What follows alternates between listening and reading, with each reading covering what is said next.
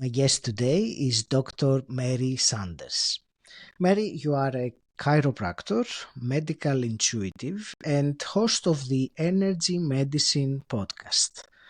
With over 30 years of experience, you are passionate about helping people understand how their energy and emotions shape their health and guiding them to feel more balanced and alive in their own bodies.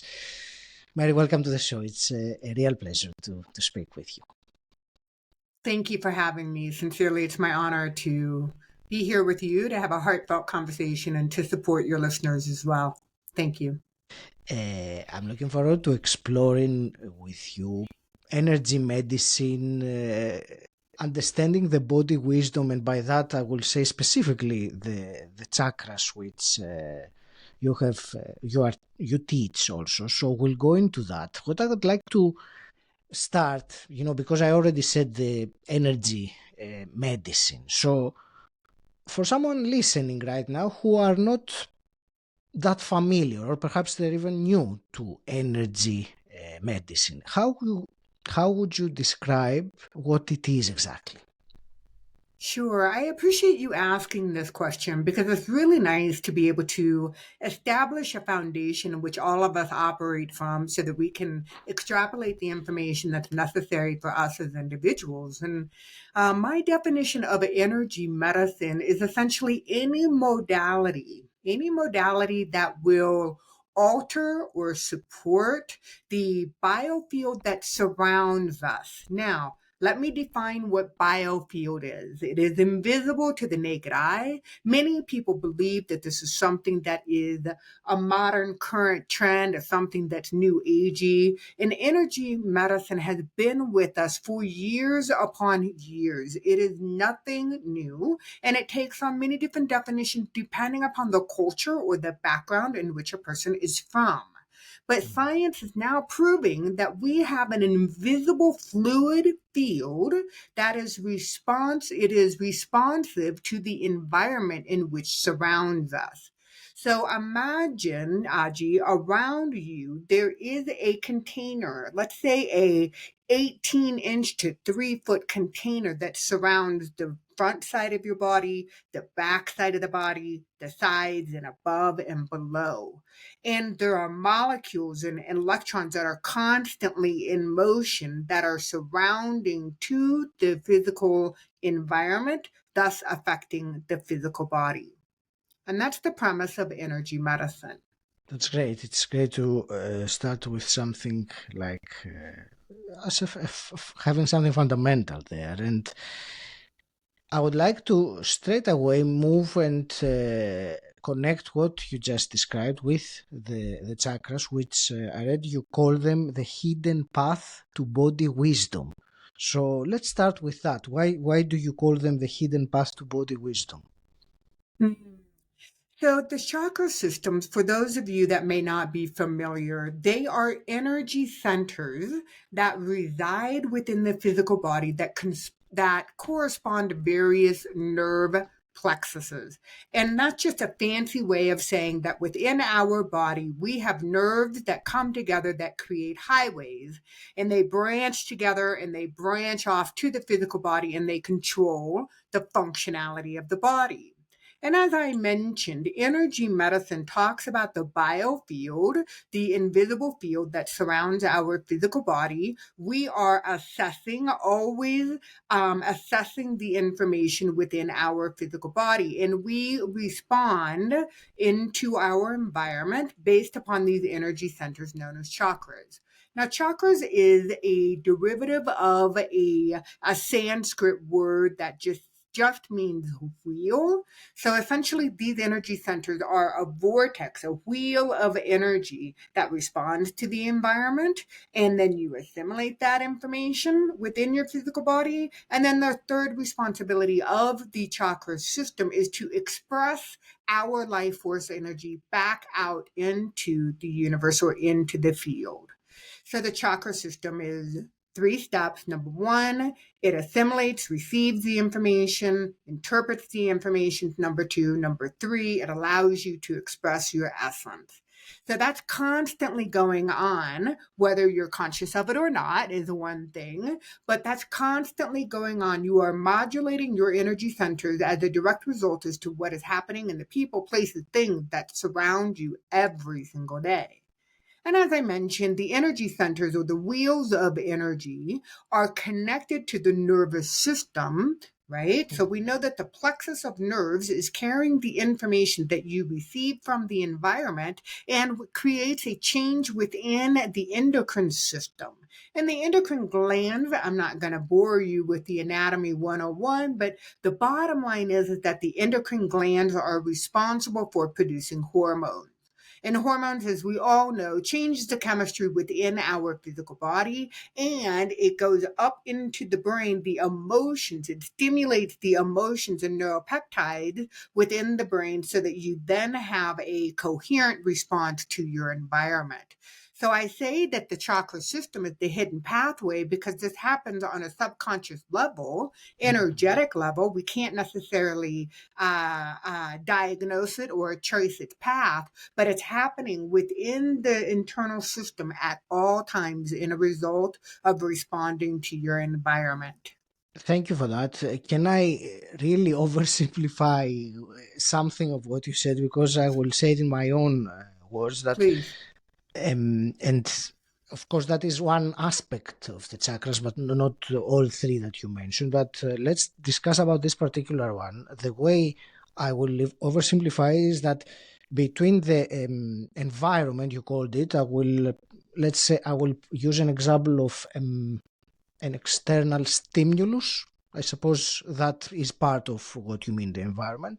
And at the end, our response to that stimulus, whatever happens externally, somewhere in between that, there is the system of the chakras that will um, that's my oversimplification. See, it's in between that. So if I'm wrong, if I'm correct with that, I will take it a little bit more in my thinking right now. Well, Aji, I appreciate your ability to simplify this process because in my world, I can get very heady about what the energetic system really looks for, how it operates within the physical body, and the complexities of it. But at the end of the day, Aji, I want people to have an understanding of the energy system that they can embody, Mhm. something that makes tangible and practical results in their everyday lives. And so I do think that for this conversation, I would like to talk about. I know many of the listeners have been through various different professional transitions or personal transitions within their lives. Now, I can speak to this personally. I went through a pretty big, extreme burnout about 23, 24 years into my professional career. And what happened to me, I didn't know exactly what was happening to me at the time that I was going through it. But hindsight has shed some light on the fact that when I was in a stress, high demand situation for long periods of time, I was pulling energy from the biofield through that invisible layer of energy that surrounds us in order to fuel my physical body because my physical body was in overdrive. And so when I talk about the burnout, I'm not talking not only the emotional component, the physiological components, I'm also talking about the energetic components. So when I was going through this, the word that I can use that I think all the listeners can relate to is that I felt depleted. Like I used the word flatlined often in my vocabulary. I just didn't have my get up and go. All I wanted to do, my body wanted to rest, but because of the expectations that I had on myself, I never allowed my physical body or my energetic body to replenish itself. And so, therefore, I depleted my internal reserves. And so when we are under stress, again, I'll make it to where we can all, everybody's understanding that we have and can take the energy that surrounds us, that is a never ending supply of beautiful energy, and we pull it internally into our physical body in order to meet our stress demands. But over long periods of time, Aji, that leaves our energetic biofield depleted. So instead of being 18 inches or 3 feet away from our physical body, it shrinks. It shrinks down next to the physical body. And that can actually compromise our emotional body, physical body, energetic body, all of which are intertwined and act as one system collectively. So, my words of wisdom for the listeners is that A, know that you're not alone. Okay. You have plenty of resources, Aji being one of them, and that we can help support the foundation of your essence of all aspects of self so that you can replenish yourself and build up your energy reserve so that you can be of service to yourself first and to others secondly. Thank you for this wonderful explanation. You know, you use the word depleted, and I think so many can of us can relate to that at points in life.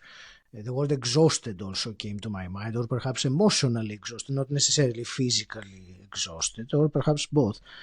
You also talked about, and that's what I wanted to ask you next, about the biofield that shrinks. You used that phrase. So when that happens, what? How can one actually? That is what I wanted to ask. How can one um, understand that this has shrunk? And perhaps are there some? What I'm trying to ask is some signs, let's say, especially coming from the outside world, or that come as a result of this field being depleted or shrunk. I hope my question didn't complicate it too much. No, I think that I can answer this rather directly by sharing my own personal experience. And maybe some of Mhm. the listeners can relate, but Thank you. I was during the peak of my burnout, I was using chemical substances in order to alter the chemistry within my physical body in order to meet the physiological demands. Now, what does that mean? It means that first thing in the morning, I was consuming caffeine to get my energy revved up. Okay. Then I Mm. would use exercise in order to stimulate the neurology to get me even more heightened for my day. Somewhere around the 2 o'clock or 3 o'clock hour, I would start to crash when the caffeine wore off. And then I would use sugar to pick myself back up. And then I would get home in the dark hours, and then I would have my dinner, and then I would have my wine. And the reason that I would have my wine, again, the sugar and then the alcohol as a depressant, so that I could sleep through the night. And then I would wake up the next morning and start the whole cycle over again. Now, something that I want to do is to make the connection between the emotional component, the emotional body, and the physical body. Okay. Now, that lifestyle that I was choosing at that time forced me into what is called an adrenal exhaustion. Okay. So the adrenal glands are a endocrine gland that happen to sit on top of the kidneys, and the adrenals are responsible for your get up and go. So your sympathetic dominance, your fight, flight, or freeze response. And so your body has this ability, obviously, when way back when in our ancestors and hunter gatherer eras, we were taught that if we were confronted with a saber-toothed tiger, that we had the adrenaline to get away from this tiger. Now, in today's world, there's no tiger, but we have the demands of the emails, we have demands of social media, we have the expectations of the boss, not to mention the discordance happening in the world. There's lots of stressors. But that doesn't mean that your body doesn't still produce epinephrine, adrenal, norepinephrine, cortisol, DHEA. And it does so not in an unhealthy way. It produces so much of it that your adrenal system starts to shut down. Okay. Now, when this happens physiologically, you'll see a secondary emotional response that is related to an energy center located within the deep in the pelvis. And that's the first chakra. So the first chakra is all about your stability, your safety, and your security. So if you are in a mode of being driven by fear, or you're having to produce so something bad doesn't happen, or you feel financial scarcity, or you're lacking the overall purpose within your life, you then sink down into the first energy center and begin to, again, I'm going to use the word deplete. That's where you're pulling your life force energy, or that biofield energy surrounding the physical body. You're over metabolizing that energy deep within the pelvis, and it makes it challenging for you to slow down, to ground and connect with Mother Earth. You're just neurologically, chemically, emotionally driven to be in that overdrive state at all times. And that can perpetuate the emotional component of lack, separation, not enough, the big things that make us question why we are doing what we are doing in order to advance, when we're wondering if that's really all that life has to offer. And I'm here to tell you there's so much more that life has to offer. But again, this is another representation, Aji, of the biofield being depleted as a direct result of stress, how it impacts the energy centers, specifically the first energy center within the pelvis, how it connects into the endocrine system, and then how it shifts our neurology and our emotional body. So hopefully I think that kind of summarizes your question in a way that I think is practical and applicable to the audience today. As a matter of fact, I want to thank you for being able to be at the same time so comprehensive and succinct. I don't know how you manage it, but it is. Thank you.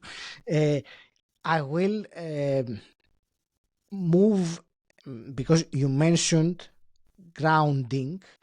And you mentioned the phrase connect with Mother Earth. So I really want to take one next step on the practical level. So someone that listens to us and is in that situation that we have, you were describing with, the adrenal fatigue and all that. How can they ground? How can they connect or begin anyway to reconnect with Mother Earth practically? Yeah. Well, the first thing that I want to say, that most of the people listening, and myself included, when I was in the peak of my burnout phase, I was running really hard. And if somebody would have said to me, "Hey, Mary, time out, you need to slow down," it would Mm. have felt so counterintuitive.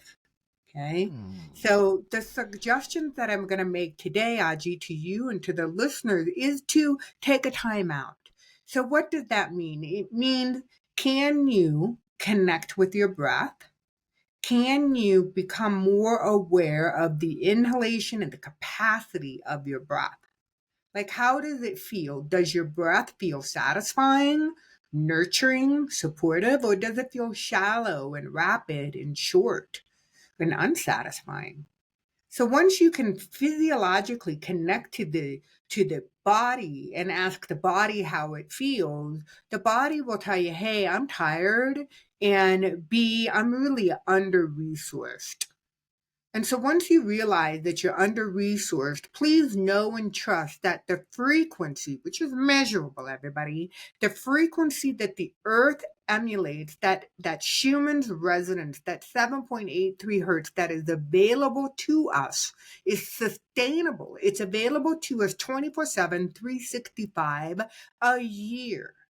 And the only separation is that there is no separation. You just have to consciously decide that you're going to lower your brainwave frequencies, slow down your physical body, and harmonize with the frequency of Gaia.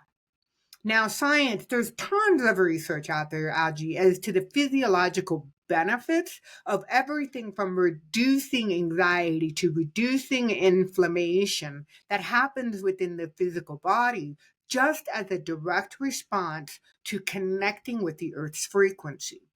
So people say, okay, well, Mary, how do you do that? For me, it just started by simply spending more time outside, getting out of the brick and mortar structures and getting out into nature. Now, most of us love being out in nature, and when we're done with our hike or our exercise, we feel better resourced. And that's not necessarily due to the exercise, it's due to the energetic exchange with the earth. So maybe you can be barefoot, just take your shoes off and put your feet on the earth, even if it's just for 3 minutes. Or better yet, take a time out when you're out in nature and physically lay down for just a few minutes.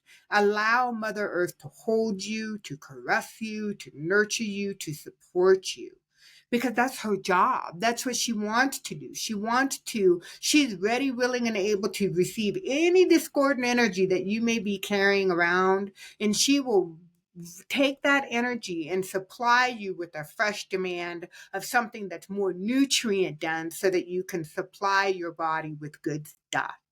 So if you're inclined, if you can't or don't have access to being in nature, maybe you can put your hands in, like maybe do some soil, get some soil and do some potting with plants. Maybe you can start talking to your plants. Maybe perhaps you can sit and get some direct sunlight onto your face. These are different ways that you can utilize the resource of Mother Earth. And then, if you're inclined, if you allow yourself to slow down, begin to lean into the idea of meditation. And for those of you listening, and I once was in your shoes, I was like, I don't have the 5 minutes per day in order to slow down and to meditate. You're crazy, lady. Life is just too hectic. And for those of you that say, I don't have 5 minutes, you are the person who really needs 30 minutes a day. You really need that extra time for yourself in order to pull your analytical brain down and connect into the emotional body. So keep it easy, keep it spontaneous, keep it fun, keep it simple, but most importantly, keep it consistent. That's absolutely great in terms of practical things, and you shared a lot of them there. So I think that's very useful. Mary, I would like, we talked so far mainly about, the category of people that are in this chronic stress situation with the biofield that is depleted, or which very often happens when one is in a transition of life transition, career transition, things like that.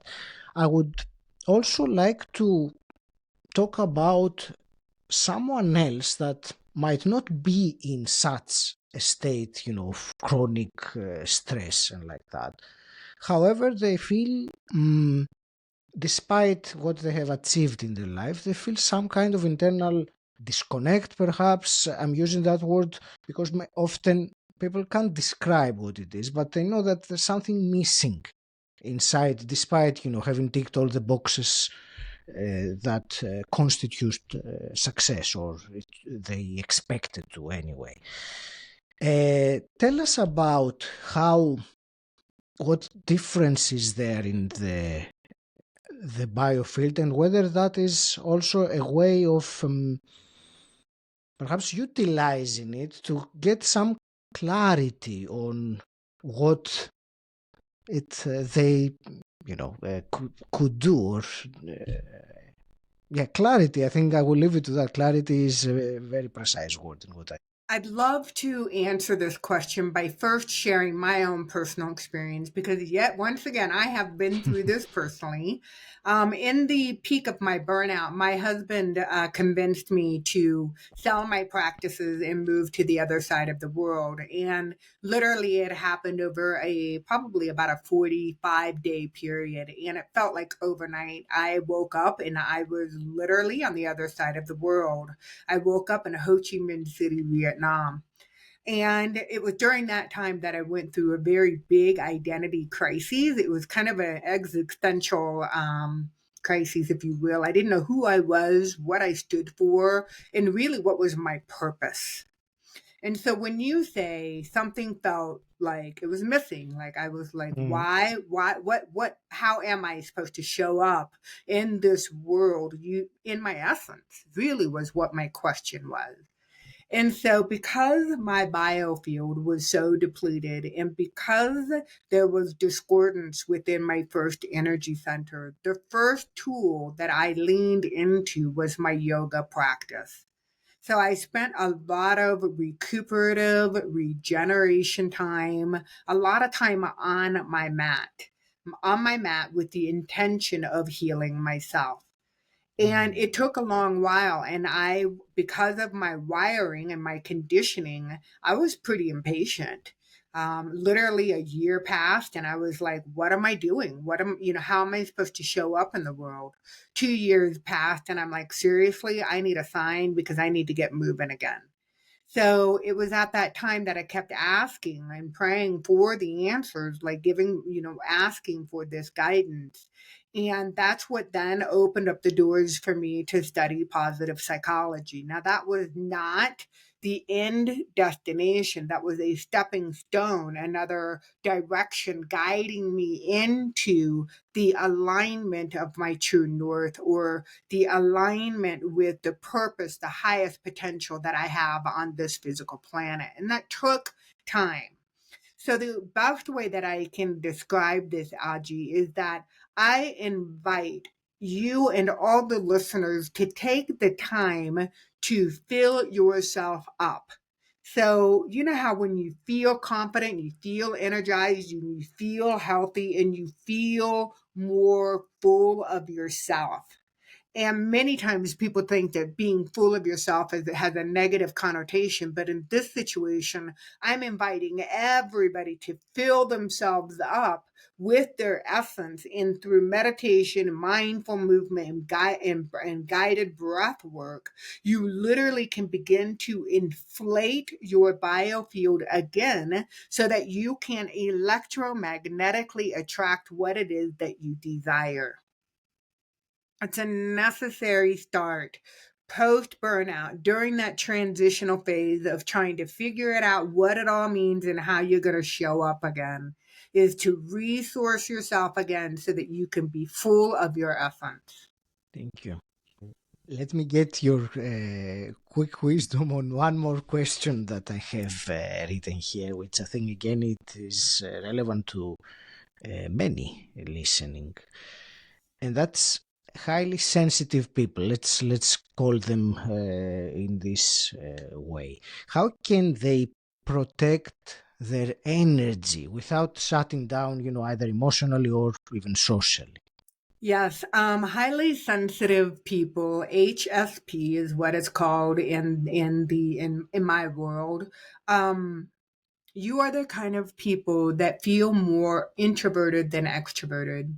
You don't like necessarily being in the spotlight, like it's too draining to be in public environments, or you're not inclined to go to where big crowds are, like big concerts or big parties like that. I'm one of these people, and it took me a while to realize that as a highly sensitive person, I was also empathic and absorbing other people's energies. Your question, Aji, revolves around how do we protect ourselves? Mhm. And Yes. my first answer is don't shrink your biofield. Now, you can in certain situations, but what do I mean by that? As somebody who travels internationally quite a bit, I've learned that I don't do well in international airports. And so when I go into international airports, I set the intention to tighten up my biofield so that I feel like my container is smaller.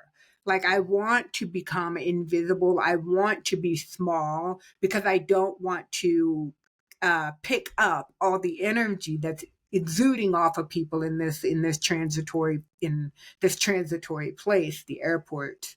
But if you are a highly sensitive person trying to figure out how to make it in today's world, the invitation that I am inviting you to step into is really make your essence, make it dense.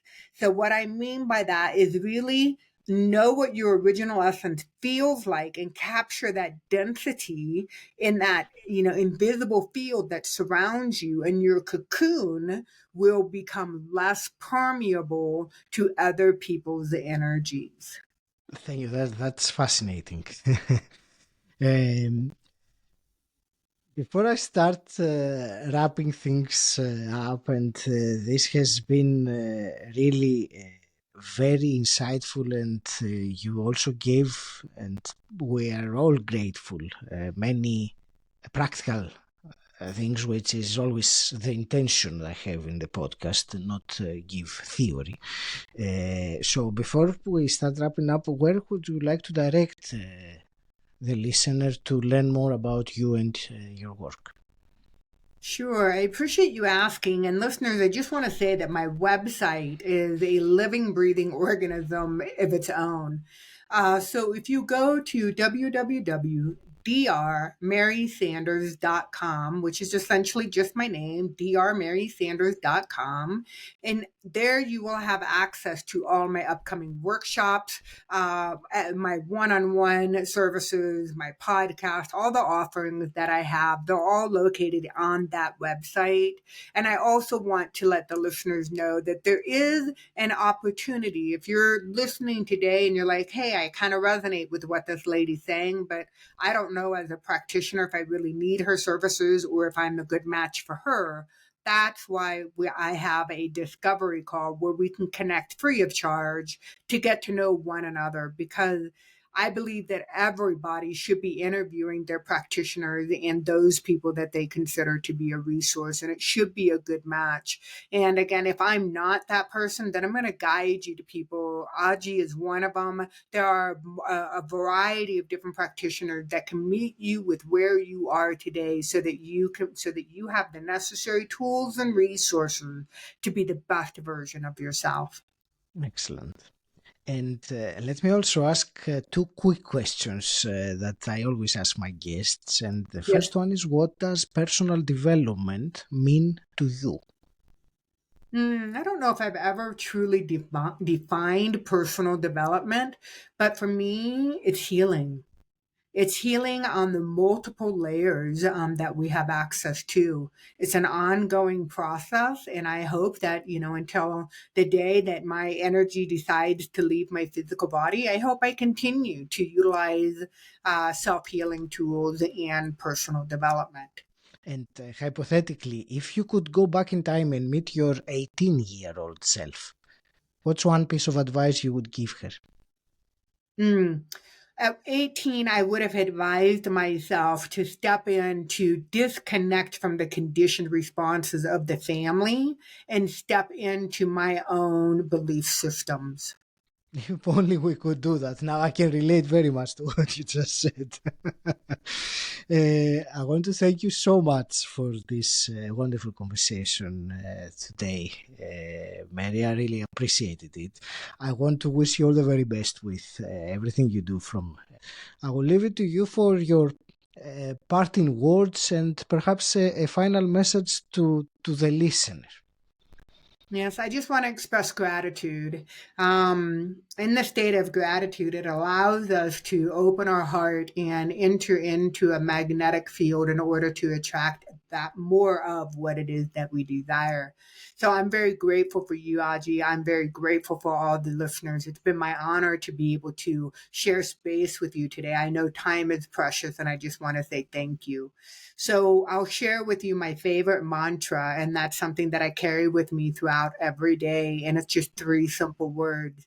I find myself saying these things repeatedly, and that is relax, open, and allow.